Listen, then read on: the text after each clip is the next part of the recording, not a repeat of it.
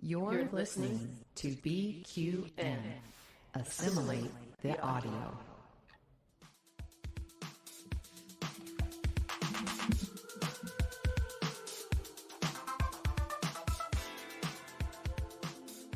Welcome, listeners, to another episode of All Good Things, a Star Trek Universe podcast here on BQN and the Fandom Podcast Network. I'm your host, Kelvin, and with me today, it's Mark and Christos. Hello, hello. The boys are back.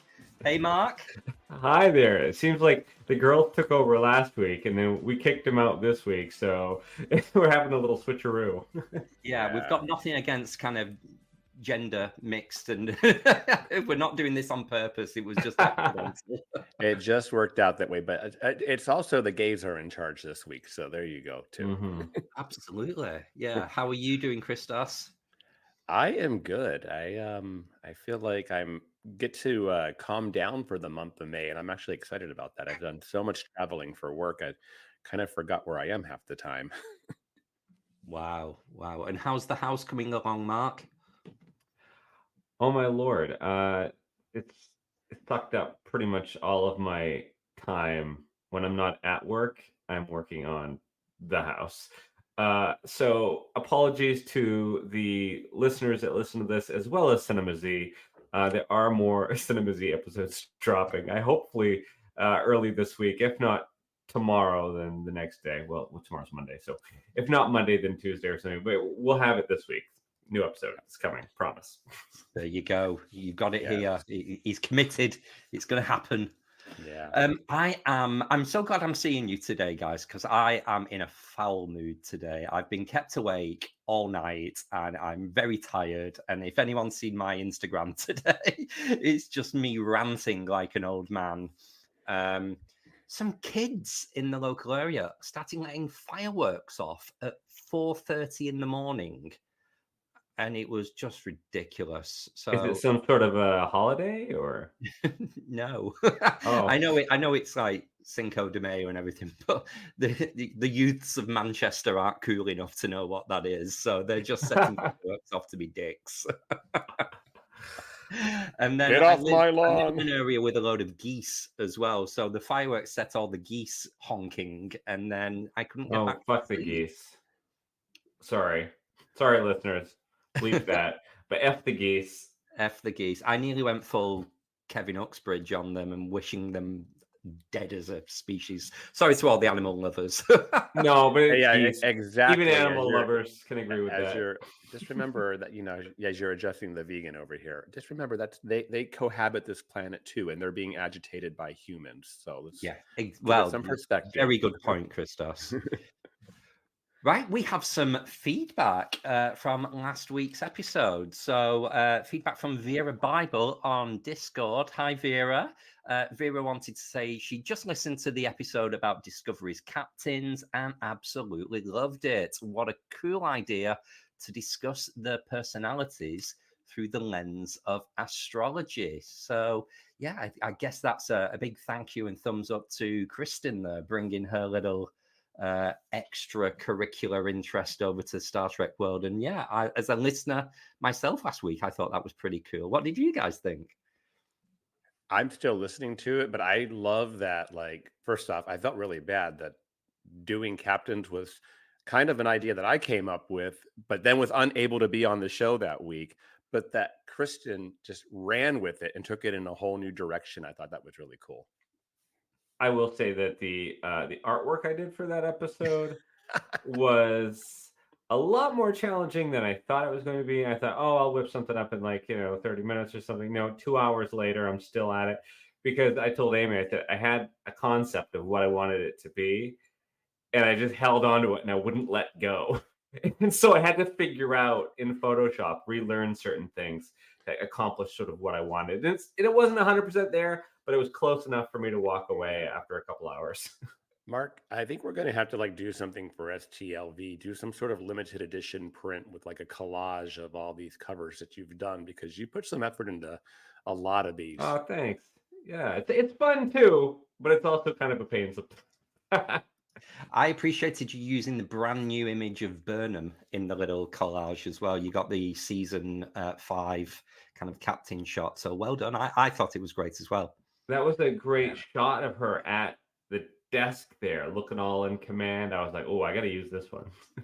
I was a little bummed that all those cast shots were released this week, and most of the characters had multiple pictures, and they had a lot of characters featured, but there wasn't one of Tarina. I was a little well, they're late in being released. Maybe they're doing it gradually. Maybe she's, when she finally gets in an episode with Saru, maybe they'll drop it that week. Anyway, speaking of Discovery, shall we? This is the bridge. All hands to emergency escape pods. Escape pods! Christos has woke up. That wasn't already. Right, guys, as you know, when we have new Trek, it means we do a little episode recap. So we are going to be reviewing Discovery Season 5, Episode 6, Whistlespeak. I shall reserve my thoughts as host and be very gracious and hand over to you guys first. Do you want to start off, Christos? Sure. Well, first off, I thought the episode was very classic TNG, Voyager in its feel. Of course, everyone's going to say, oh, yes, it's very Who Watches the Watchers. But I just like that it was, finally after like the last 2 weeks kind of being kind of bottle shows in a sense, they were on the ship and whatnot. Then and using the sets from Strange New Worlds, we're back on a planet this week, and the Prime Directive suddenly exists again. So I kind of like that. But really good episode. I thought it had a really good pace to it. The use of like the references with the why can't I say I almost said the Talaxians. Phloxus species. What? Denobulans. Denobulans. Oh my gosh! Listeners, it's early in San Diego at the time of recording. I like those kind of deep cuts. There's little references here and there, but I love the plot to it, and I like the little twist toward the end. I thought overall it was a pretty entertaining episode and good feature of Burnham and Tilly together. We haven't seen that combo in a while. Yeah. How did it float your boat, Mark? Okay, so I haven't been on for a few weeks, so I got to really break it down here. All right, so that was episode 4 that just dropped. Is that correct? 6. What? 6? Are you curious? Yeah, we're nearly there. Oh, okay. Well, all right. So I'll give my review on like the last 3 episodes real quick. Okay, so would have been 2 episodes ago, right? Okay. Time bug. The time bug. Okay. Time bug episode, my favorite of the season. I liked it better than the opening for the whole the season 5. And the season openings, I've told Amy multiple times, usually crush it. This time around for me, it was like, it's okay. It was good. It just didn't crush it like normally they do for a season opening. But the time bug episode did it for me. The next episode, I liked it, but not as much as the time bug.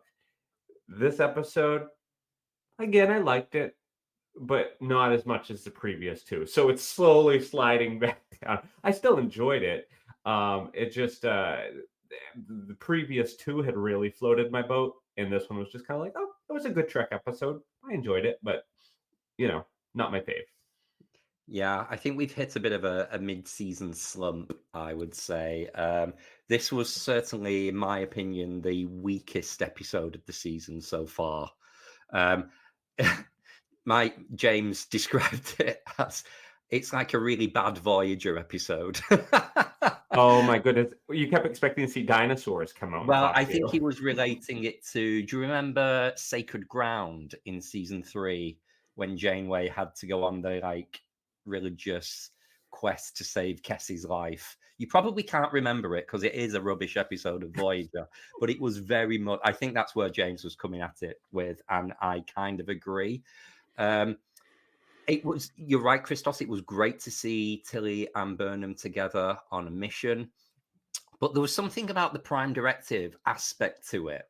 It seemed, I know Burnham is really smiley and happy all the time now, and we love that.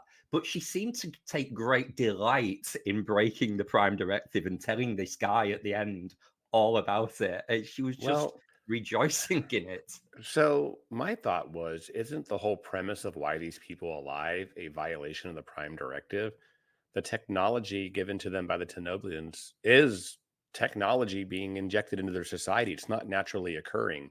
They would have died a long time ago. So, and if one could argue if they secretly tried to repair the technology, that's also interfering. So, Are either the way, Denoblians, whatever, Floxus species, are they a part of the Federation at this point? Has that been confirmed? Because they were at one point.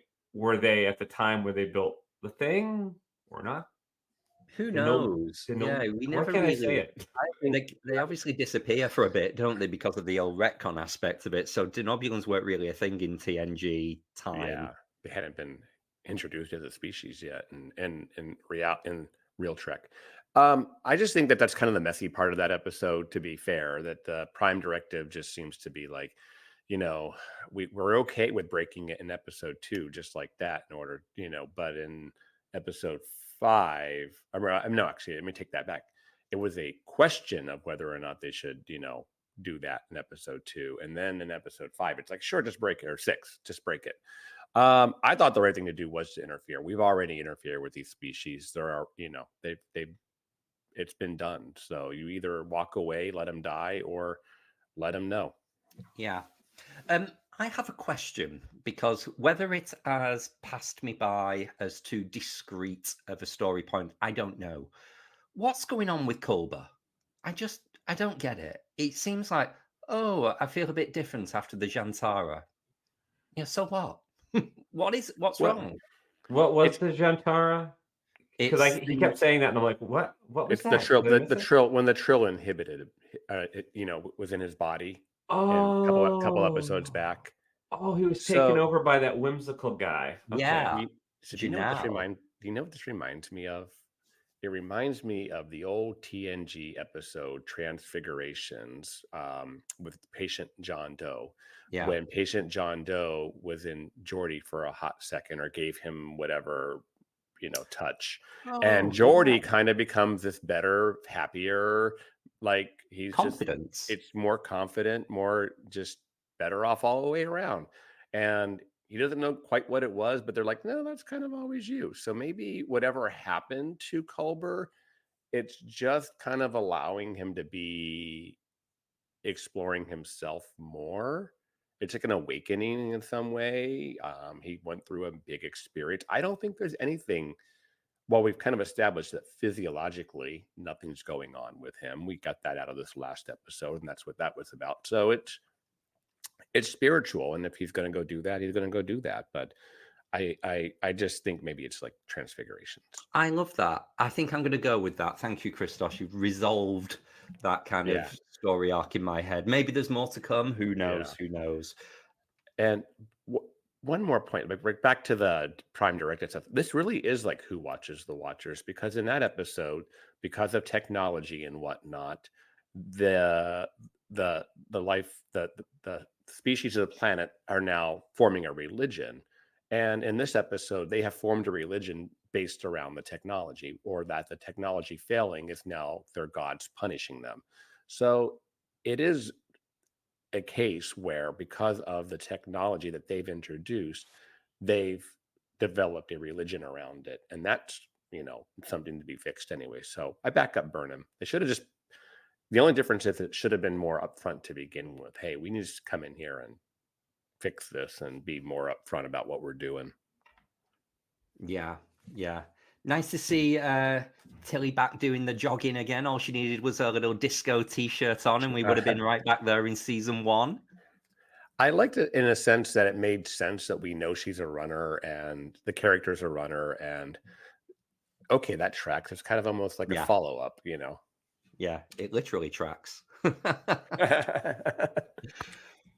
Right, any more to say on? I mean, actually, let's address the title. What did we think of the Whistlespeak, of that kind of communication method? Did you like it? Kind of a cool original idea. I mean, we haven't seen it yet in Star Trek, so Yeah, that's kind of cool. And you would think that, depending on what species you're visiting, the language would be drastically different from what evolved on another planet. So I thought it was cool. I liked it. Yeah.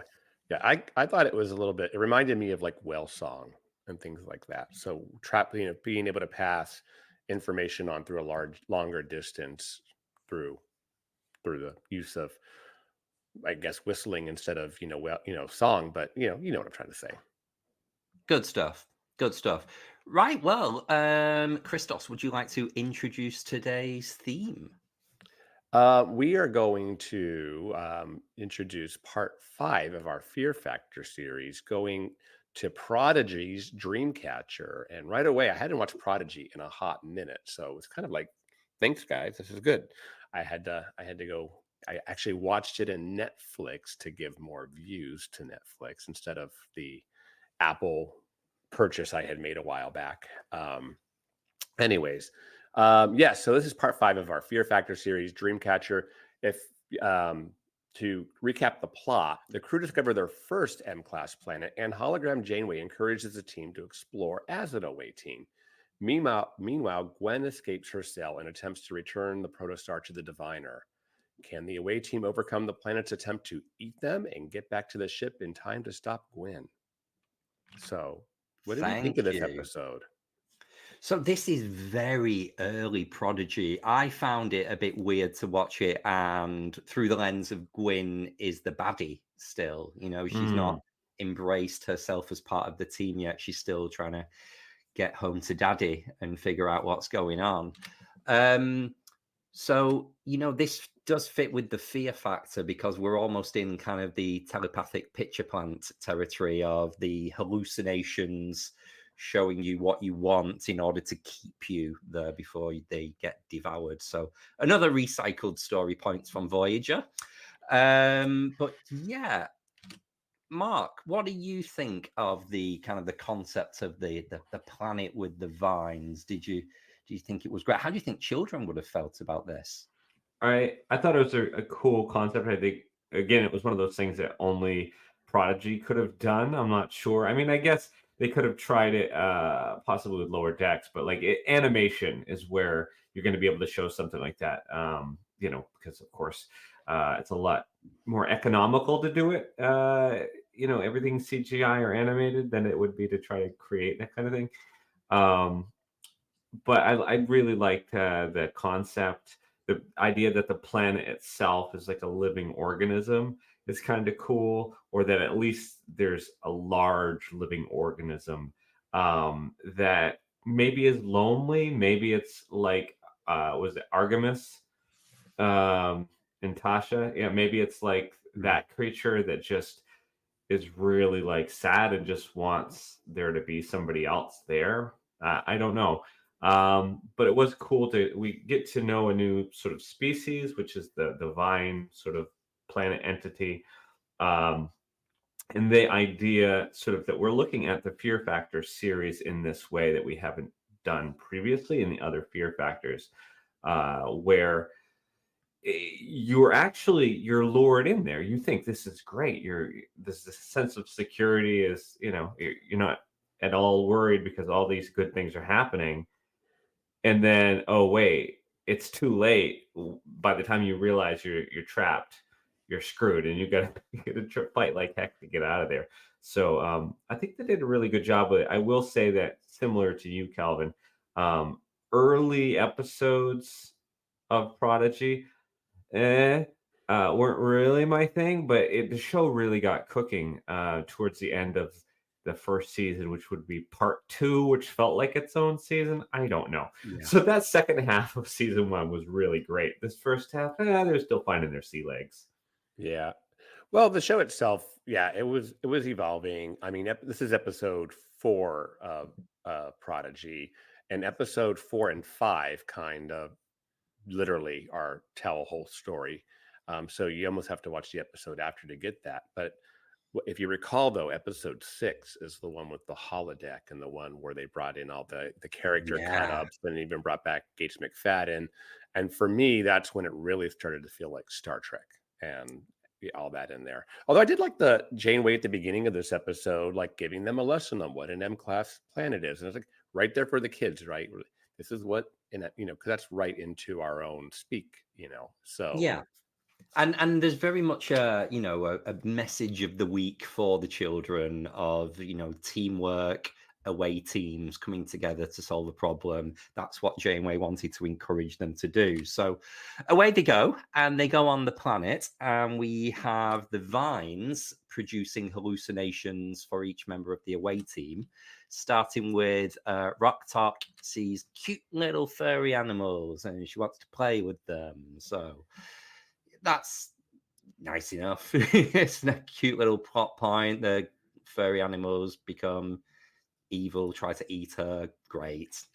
And then Dal, first of all, sees Janeway, and then kind of like things that may be clues about his parentage. So this very much authority figure. Where has he come from? I did read in some kind of not necessarily behind the scenes, but one of the producers was saying when this episode aired and the children were watching it, they had to really explain to the young children why Janeway was being bad. The children didn't quite understand that it was a hallucination of Janeway and she'd gone evil. So that was, obviously that wouldn't have touched us as adults, but interesting to see that aspect through a kid's lens. Well, and the Janeway is kind of critical in this episode because Janeway is not supposed to be off the ship. That's how Dal realizes something's going wrong. Yeah. And in the same way that you see Gwyn, when she eventually gets off the ship, she sees her father, the diviner. Zero sees a maze, and then the engines of the protostar. So all, feelings of trying to keep you there on the planet. I was curious, if you were on the away team, what visions or fantasies would have been projected to keep you where you are? Have you given that any thought, Mark? This is a PG podcast. Let's just remember that PG-13. Oh, we had the F-bomb in the first 30 seconds. That explicit button is being pressed this week. I'm so used to Cinema Z's freewheeling language. Yeah, we're only doing children's Star Trek. What's wrong with a bit of swearing? Sure. Well, so I'm thinking probably, I don't know, probably my dog. My dog would be there and be like, "Oh, let's play," and I'm like, "Oh, okay, let's play." And then we'd be, running through the forest or whatever, and then all of a sudden, I would realize, "Oh, wait, that's not actually my dog," and I'd be like, "Oh, shoot, oh, sugar." Yeah, I think that's a good one. That's pretty standard. Yeah. What about you, Christos? Then would it be just a big gay orgy? Maybe. I mean, one of actually, there's so many things it could be. I mean, that being one of them, of course. But I could have said David Ajala would be taking a shower over there, and I'd be like, "Oh wait, what's happening?" No, everyone knows Captain Pike is my Star Trek crush, so that's good. Don't project yours. Yeah, maybe aside from that, it'd be like, "Hey, I'm in Star Trek." That would be my fantasy. I'm on the holodeck, or I always said like that would be like the best thing. If we actually had holodecks, we'd be dangerous. And that planet could be like one big. That whole planet would be just like one big holodeck, basically, if you're staying in your fantasy. Oh, it would be like the Orville for sure. That one episode where they go in and then it's all of the adult happenings. Yeah, do that. I'd probably be at a Belinda Carlisle concert. There you go. That's my happy place. Oh, that's your heaven is a place on earth. Yes, sir. What about you, Kelvin? Mine's probably a little bit more materialistic. Since buying a house a few years ago, I just dream of being mortgage free. I know. So it'd probably be something stupid like a cash sum, or it could get pretty dark and it go into almost like inheritance mode. I will be able to clear my mortgage if I inherit my parents' house. So I'm not saying I wish my parents dead, but something he like just that did. that would clear my mortgage in that kind of way to give me. Let's just say the lottery or something like that. Yeah, thank you. Yeah. That's I a don't- lot more palatable. I think what saves us is I don't think children listen to our podcast. I'm pretty sure. So I think we're going to be okay. I mean, Kelvin just killed his parents, so I mean, Yeah. we're just off to Sorry, Mom. Sorry, Dad. We were talking about orgies just before that. Cool. So, elsewhere in the story, we have Gwyn, who is a prisoner in the brig, and she is wanting to take control of the ship so she can return it to Tars Lamora, to her dad. I think that's a cool planet name. I just love saying it. So she uses her kind of psychic link, if that's what it is, with her little weapon to get it to break free, go through the Jeffries tubes, and then up into the brig, which I thought was pretty cool. It shows that the brig is a physical barrier, not necessarily a mental one. So that was pretty clever in the storytelling mode to show that she could still control the weapon even though she was in the brig. Except, why did she choose that moment to do it if she could have got out of the brig all along?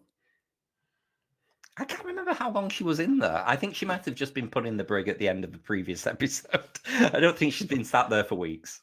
Okay. We're going Right, to go with that. We'll give her that one. So she frees herself, gets to the bridge, deactivates hologram Janeway.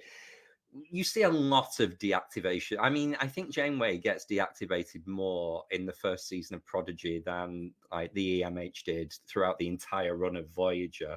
It's she's not the most secure hologram, old hologram Janeway, bless her. So I've kind of given this story almost like a fight or flight response aspect of Gwyn just wants to return home. That's the reflex of the action. So it might be a bit of a stretch on the theme, but she wants to get home to her parents, to safety, to her safe place. And it kind of got me thinking of all the times when all we've wanted to do is to get back to that place of safety that sometimes we assume or associate home as being safe or family of being safe. Have you ever had any experiences of that? Not necessarily breaking out of the brig. I'd have to say, I don't know. I've always been this like fiercely independent person for a very, very long time. But I think sometimes, I think there's always sometimes that, your home becomes your safe place, right? When bad things are happening, I just want to be in my bed, right? Like I just want to be home in my own bed. And I've had a bad day at work. The world is mean, blah, blah, blah. It's like sometimes I just need to get back home to my fortress of solitude. And I think that is probably my fight or flight, especially in the last couple of years being a homeowner and having it be more my space than ever, that I feel this is where I can recharge when I'm here. And I think that's my fight or flight. Mark, your home is brand new, so has it become your safe space, your little baby, the place you associate with being safe and secure, or is it just one big project? Oh, I would say home is where your beagle is. Oh, So wherever Murphy is my home. But yes, dude. Sometimes when I think about the house, I think about all the projects, but for the most part, I do still think, oh, okay, that's where my beagle is. That's where I'm gonna go home and get loved. And it's home to me. And I do love we have a back porch and you can see the pond from my porch. So I'll just sit back there and look at the water at the end of a long day. It's really nice. nice, lovely. I certainly resonated with this, get back to a place of safety. And I think it kind of takes me back to a point where maybe my mental health wasn't in a particularly good place a few years ago, that home was somewhere that I wanted to be all the time because I felt safe, but sometimes getting away from home was a bit of a challenge in almost a bit of an agoraphobic manner of the idea of leaving home was a big deal. I really had to summon a lot of energy to get away from home. It was such a safe space. So it was a little bit of the reverse of, yes, home is safety, but being away from home is a challenge sometimes in everyday life. So yeah, I just thought it was a bit of an interesting concept. Obviously, the season takes a bit of a twist when she realizes her dad is a wrong one, and she becomes part of the crew. But for this particular episode review, I just thought it was pretty cool that she just wanted to get back to her dad. Shall we check out some assimilations and regenerations for the episode? So we've not done this for a while. So just as a bit of a reminder, assimilations are things we loved about the episode and want to assimilate, and regenerations are maybe the things we thought not so much, and we want to regenerate and toss them right back. So who wants to start us off with a assimilation? I will. I loved, the beginning of this episode where Janeway's kind of giving the lesson. I liked that. I felt very Starfleet, and of course, just putting Prodigy on and hearing Kate Mulgrew is like, I haven't watched, like I said earlier, I hadn't watched Prodigy in a while. So I'm going to go with Janeway's attempt to foster teamwork on an away mission, that she's trying to set them up and talk about what Starfleet's core mission is, and and start teaching a whole new young audience of little ones what Star Trek really is all about and what Starfleet and the Federation is. So this was the first time I think we saw that core Federation Starfleet lesson. There's more coming from Janeway, but this was like the first one. Lovely. What about yourself, Mark? Well, I hadn't gone back to Prodigy in quite some time, but one thing that struck me was like how beautiful it was. Like the animation, they spent a good amount of money on it, and it paid off. It's a very beautiful show. Even here where they're trying to find their footings, like I think Christos, you might have mentioned at the beginning, like the hologram Janeway teaching lessons, that whole aspect, it just brought me back. I was like, oh yeah, I'm getting the feels from Voyager, and I feel like they did a really good job, with this episode in particular, creating that new planet and everything. It was just visually stunning. Yeah. I think you're right. We've over binged on Discovery with our month-long focus and celebration of Discovery, and obviously the episode recaps for season 5 as well. So it was nice to take a rewatch of another Star Trek show and be reminded of what the premise of the show is. I really like that this episode, probably the first time we saw those hints and nods of Dal's curiosity about where he came from. I know it was said in the pilot that he doesn't know, but that kind of the fantasy of, could that be my parents I'm seeing? Who am I? We don't know. So that was a bit of an assimilation for me. It was planting the seed of something that would run throughout the season. Yep. Right. Well, any more assimilations before we go on to any regenerations for the episode? I like that the little thing that Gwen has, that she has a symbiotic relationship with this object, that we haven't seen that in Star Trek before. I think, to answer your question earlier, I don't think when she was in the jail cell, particularly, she knew that she had the ability to do that. And I think she was stretching whatever power she has with that thing, and trying to figure out if she could. And so I think that's why it might have taken a little while. Anyway, that's my impression. Cool. Did you have another one, Christos?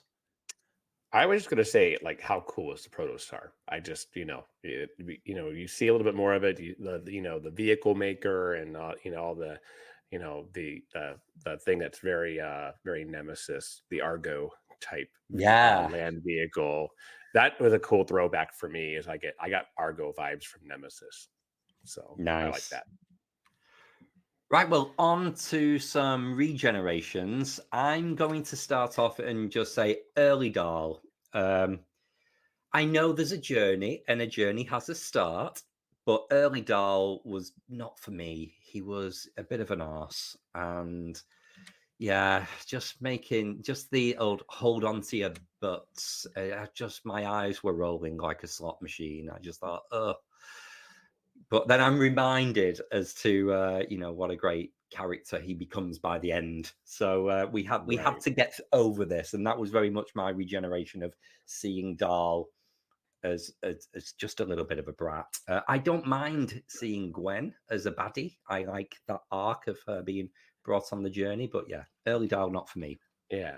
I mean, Gwen's not so much a baddie as she is manipulated and loyalty to her parents and not knowing what is right and wrong. And that's her thing there. But I agree with the early Dal, which also makes me excited for season 2 because we'll be past all that, right? So, so my regeneration is going to be there's some fart jokes in this. Of course, we know it's for kids. There's a reference to constipation, not constellation. And I'm like, really? I don't like that kind of humor. I think it's cheap. But kids talk that way all the time. So absolutely. Yeah. Anything from you, Mark? Well, so what's his name? Jankum Pog. I think through the whole first season, he was the least likable character, and he's definitely not into him in this episode. But something that threw me off was how is he smelling things through his helmet? I'm like, if you're wearing a helmet and it's supposed to be protecting you from, whatever oxygen or lack thereof outside in the planet, how can you smell? Good point. I'm like, that just makes no sense. More than the fart jokes. I was like, this is regenerate, throw that one back. Yeah. But didn't we get a little bit of that in Discovery season 4 where the dust was affecting them even with the containment suits on?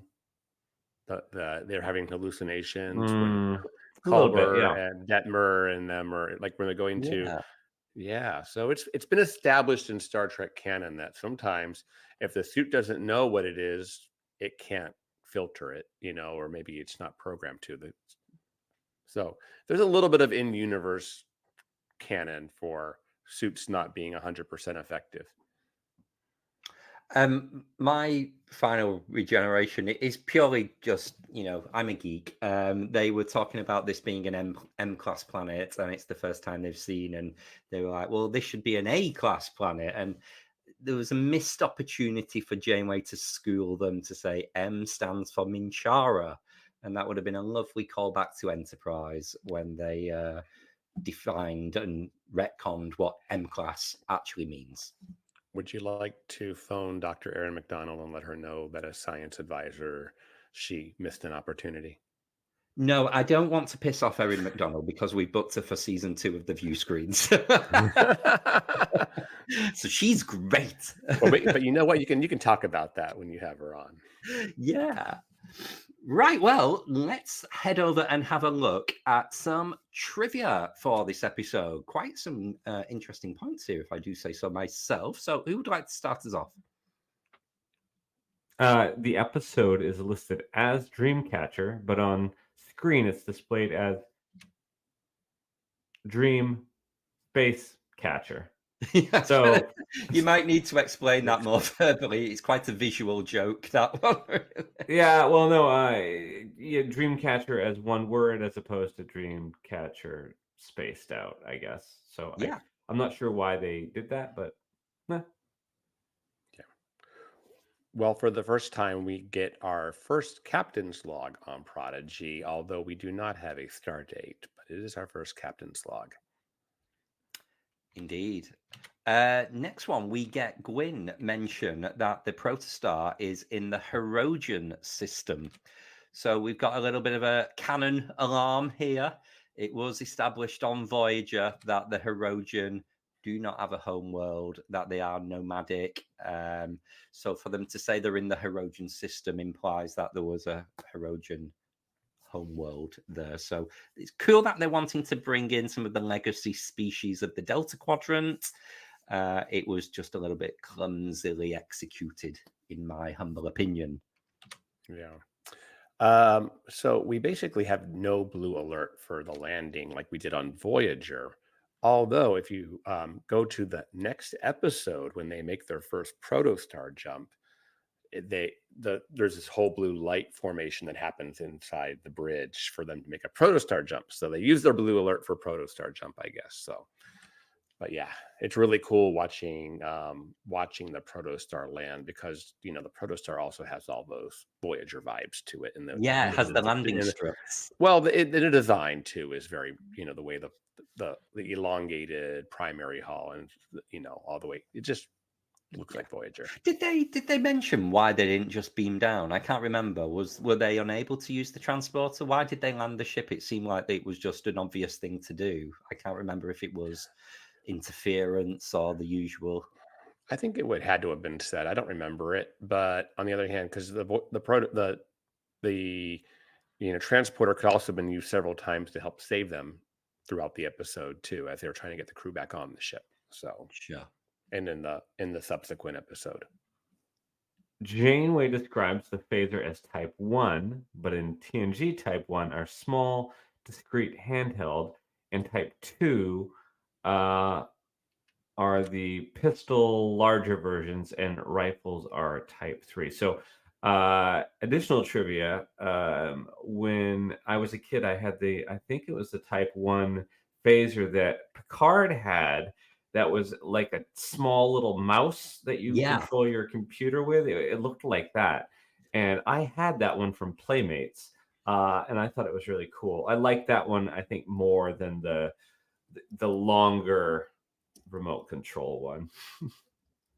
Yeah, the action figure Picard always had a Type 1 phaser. I seem to remember the old Playmates line. But yeah, I mean, the Protostar phasers are very much an evolution of a Type 2 standard phaser. So I just found it interesting that she called them a Type 1. Okay. I've mentioned already that this episode did have similarities to the telepathic picture plant from Voyager's episode Bliss, which I went on to watch after rewatching this episode. It reminded me of that much, and I love that episode.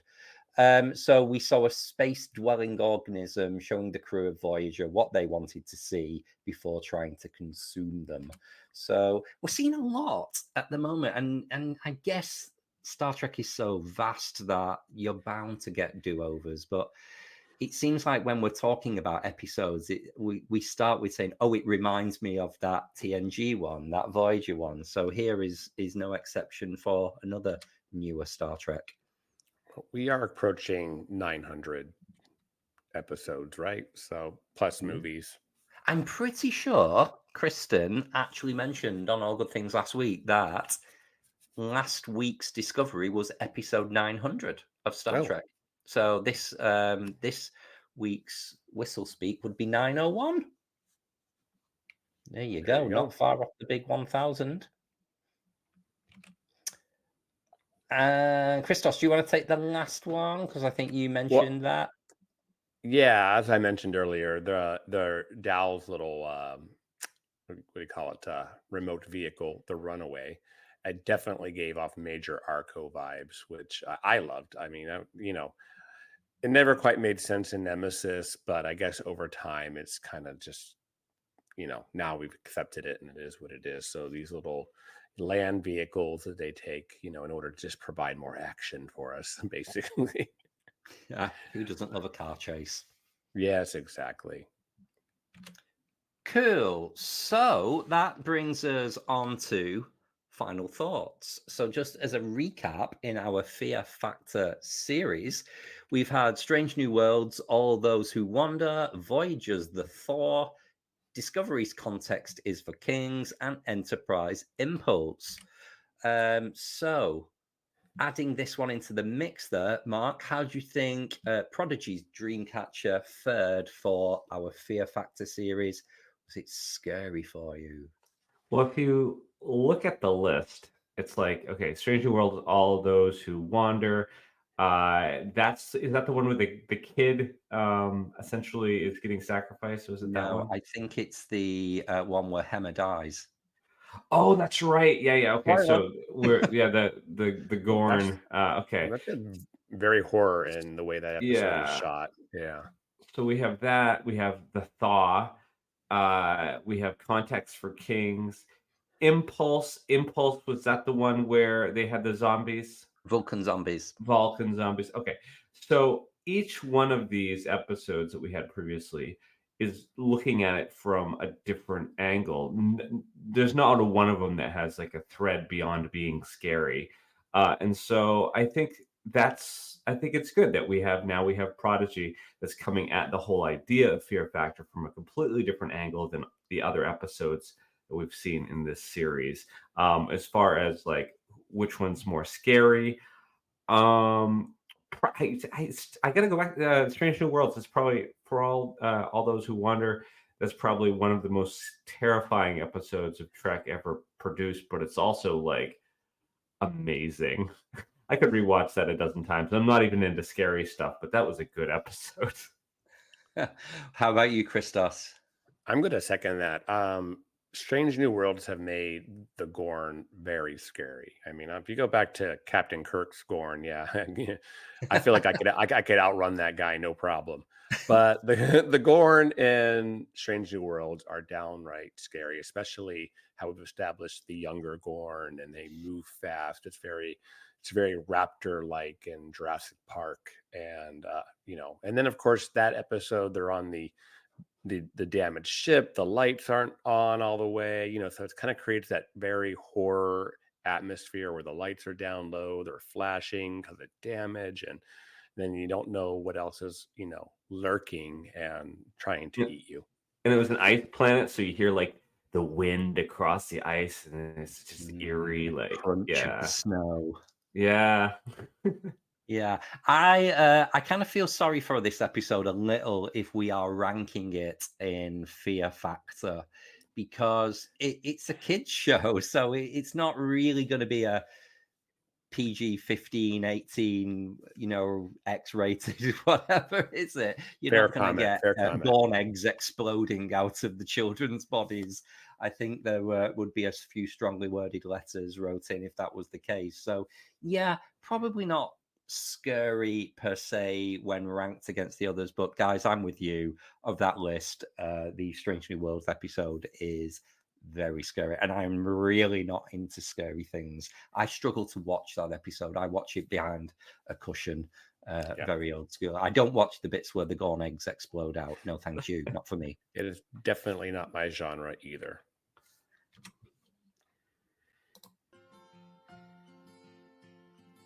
What shows are on BQN, you ask? Well, here's a rundown of some podcasts you might be interested in. All Good Things, a Star Trek Universe podcast covering all of Trek, hosted by Amy, Mark, Christos, Kelvin, and Kristin. Whether you've got Xbox or Nintendo, check out Bargain Bin Gamer, a YouTube show hosted by Davey, a self-proclaimed gamer who specializes in reviewing and showcasing affordable video games. 2 episodes enter the arena, 1 comes out victorious. Join hosts Joe and Kevin and a guest as they debate which should win the Batleth battle. Grab your popcorn as you listen to Cinema Z, a film discussion and review podcast showcasing films you probably missed but should definitely check out. Hosted by Mark and Matt. Don your apron for The Food Replicator, where Matthew eats and drinks his way through the Star Trek cocktail and 3 cookbooks. Beam Aboard Galaxy Class, a Star Trek Next Generation podcast covering all of TNG, hosted by Steven. In order to not repeat it, listen to History with the Szilagys, a snippet of historical events from around the world, hosted by Chrissy and Jason. For the newest Trek coverage, check out Infinite Diversity, hosted by Chrissy and Thad. Curl up with a good book and delve into Beta Canon with Peter, host of the online Trek Book Club on Twitter, and his new companion, Trek Book Club podcast. Test your Trek knowledge with Treksperts Quiz, a Star Trek quiz show hosted and written by Davey. Whether you're a member of Starfleet Federation or Planetary Union, go check out Union Federation, covering current Star Trek and the Orville, which we all know is really a Trek show, hosted by Kyle, Kevin, Amy, and Haley. Head over to YouTube and watch The View Screen live on Sundays.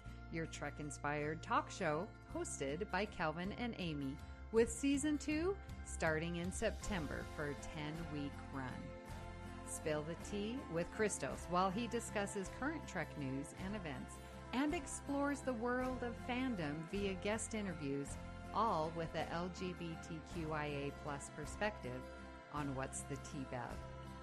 And for our Patreon members, we have the Hive Mind with monthly script readings, Let's Fly, a Discovery reaction show, It's Green, a cornucopia of topics, Amy's Math Moments, a quick look at math moments in Star Trek.